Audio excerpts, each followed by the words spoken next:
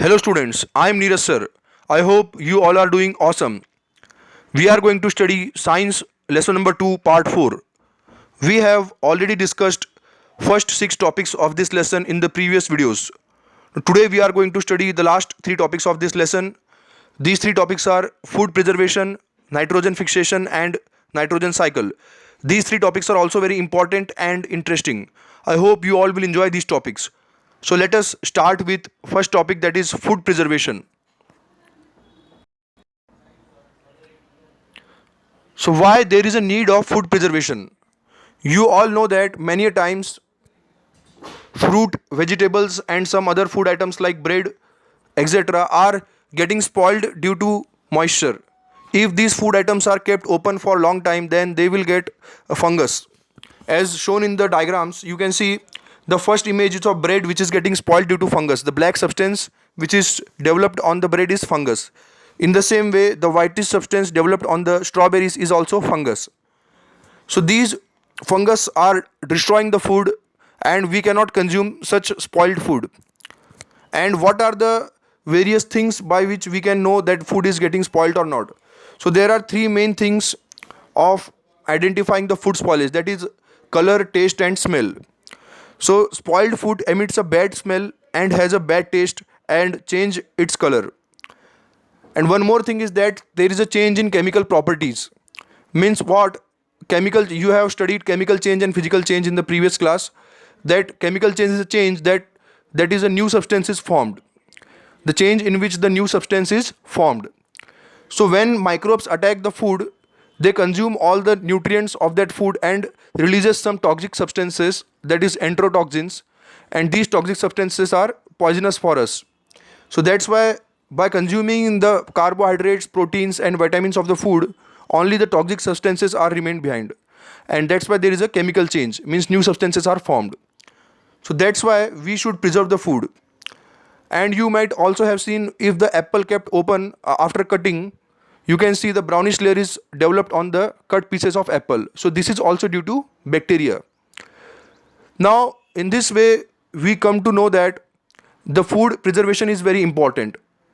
So now I hope you all understood why food preservation is important. Now we will start with the methods of food preservation. So these are the different methods of food preservation. We have to study each of them in detail.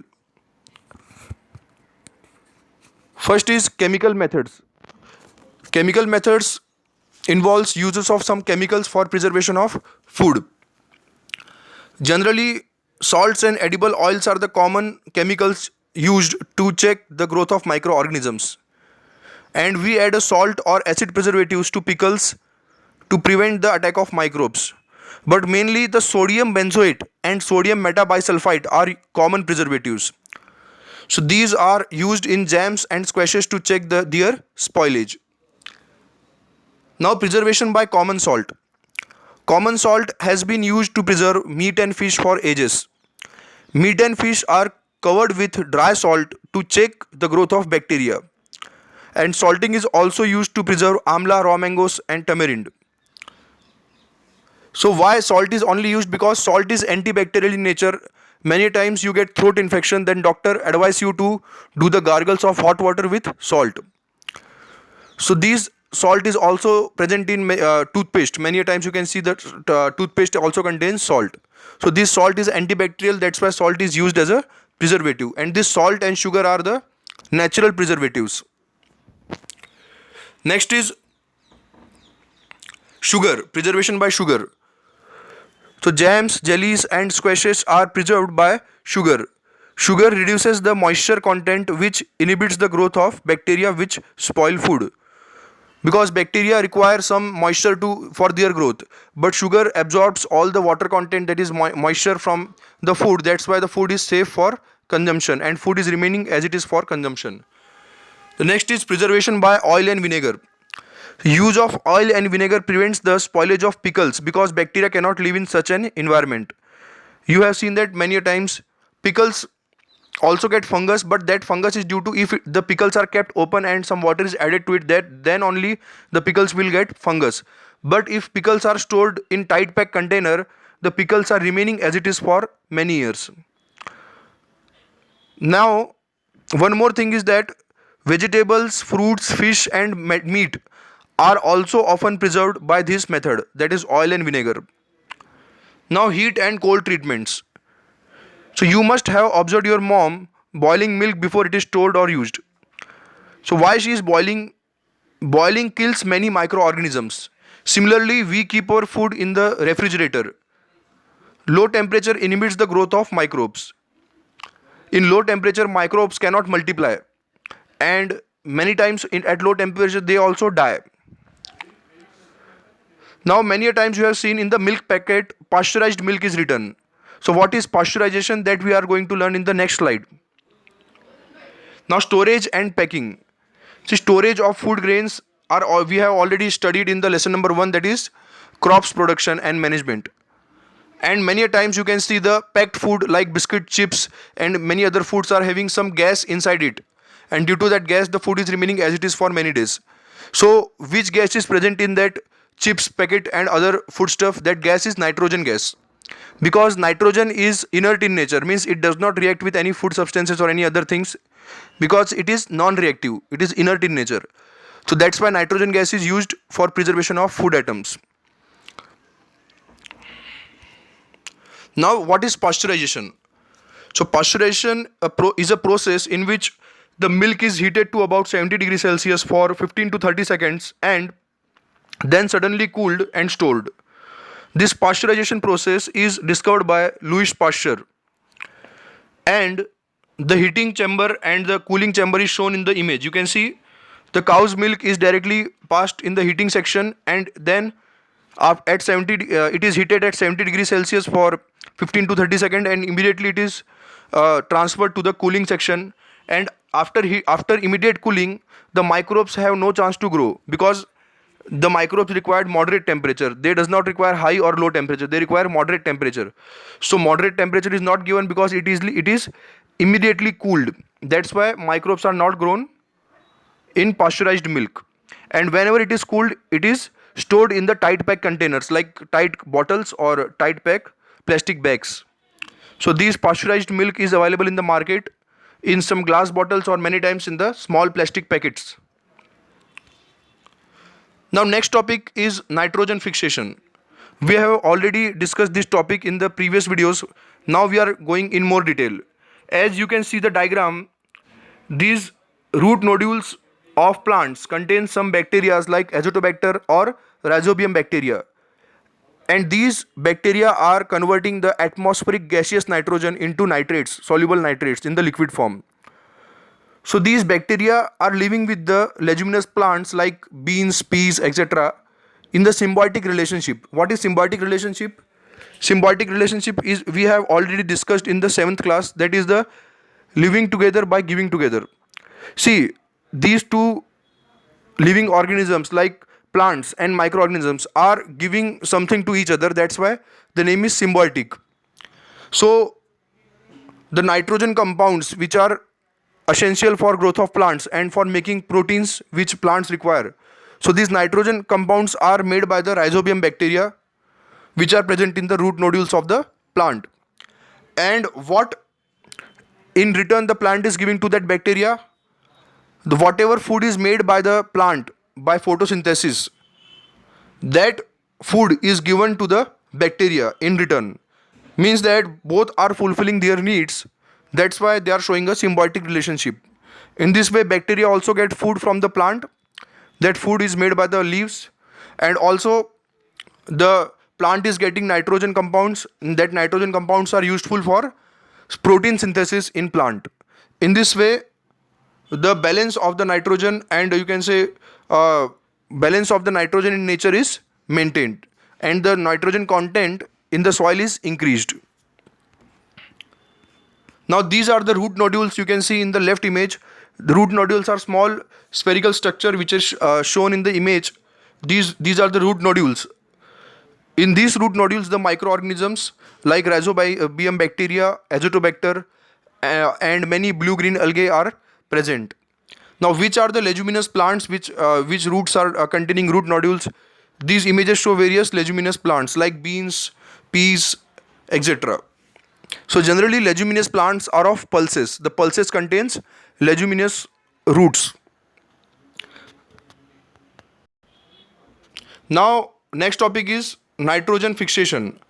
So this is the short note on nitrogen fixation. It might look big but it is very simple. That's why I told you this is a short note. So after reading you will not get the idea clear. That's why we will discuss this topic with the help of this flow chart.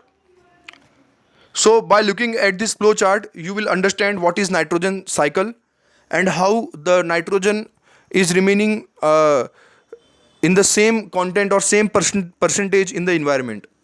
Our atmosphere has 78% of nitrogen gas, and nitrogen is one of the essential constituents of all the living organisms as a part of proteins, chlorophyll, nucleic acid, and vitamins. The atmospheric nitrogen, that is N2 gaseous form, cannot be taken directly by plants and animals. So certain bacteria and blue-green algae present in the soil fix the nitrogen from the atmosphere and convert it into compounds of nitrogen, as we have discussed earlier. So we will start with the diagram. Now we are going to see this diagram from left to right. If you can see, nitrogen is shown in the diagram, and this nitrogen is in the gaseous form which is present in the environment. Now you have to focus diagram from this way. Nitrogen is fixed by the nitrogen fixating bacteria, that is rhizobium bacteria, which is converting atmospheric nitrogen to the nitrate compounds, and these nitrogenous compounds are present in the soil, and now these compounds are taken by plants, and whenever plants take this compound, these compounds are converted to proteins which are required for growth of plant, and then that plants are taken by the animals, and after animals die, that nitrogenous waste are again given back in the soil. Means after decomposition of the dead bodies of plants and animals, these nitrogenous compounds are again mixed in the soil. And one more thing is that when the nitrogen is decomposed in the soil by the dead bodies of plants and animals, these decomposed nitrogen is again converted to the nitrogen gas by certain denitrifying bacteria. The denitrifying bacteria converts the nitrate compounds into again the nitrogen gas, and again that nitrogen is going to the atmosphere in the form of air. Now one more way of nitrogen fixation is by lightning. Whenever lightning is there, all the temperature is very high. That's why the nitrogen bonds can break, and that nitrogen gas is converted to nitric acid, and then nitric acid is converted to nitrate compounds, and during rain this reaction happens, and all the nitrate compounds are again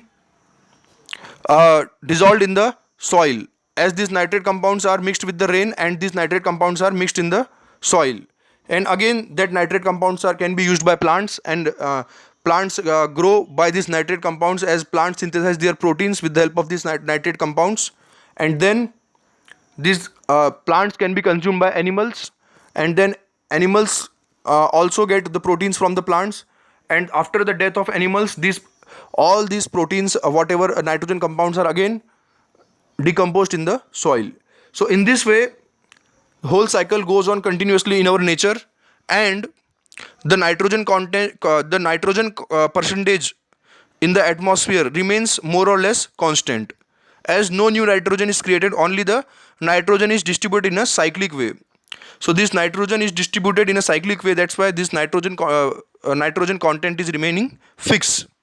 I hope you understood this nitrogen fixation cycle. Now this topic of food preservation, nitrogen fixation and nitrogen cycle is over. I hope you all have understood this topic. Now we will discuss the next chapter in the next videos. Thank you for watching this video. I hope you all have enjoyed and learned this topic. Now I will give you some worksheet in the WhatsApp group, and also I will give the images of textbook exercises. So you can refer to textbook for finding the answers. Thank you for watching video again. Good day, students.